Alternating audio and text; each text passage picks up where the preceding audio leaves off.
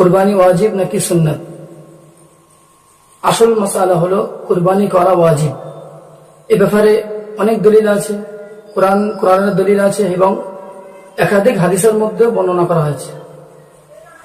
সর্বপ্রথম আমরা জেনে নিই যে কোরআনের মধ্যে আল্লাহ রাব্বুল আলামিন বলেন, ফাসাল্লি লিরাব্বিকা ওয়ানহার, হে নবী আপনি আপনার রবের উদ্দেশ্যে, আপনার পালনকর্তার উদ্দেশ্যে নামাজ পড়ুন এবং কুরবানি করুন।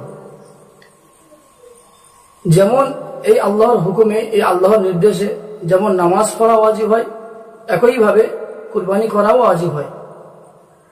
অনেকে প্রশ্ন আসবে যে অনহার শব্দের অন্য একটা মানে আছে, তো আসল মানে যেটা অনহার শব্দের মানে হলো কুরবানি করা। কেননা তাফসিরে রুহুল মানিতে এসছে, সেখানে লিখেছেন এই আয়াতের তাফসিরে, আল আকসারুনা আলা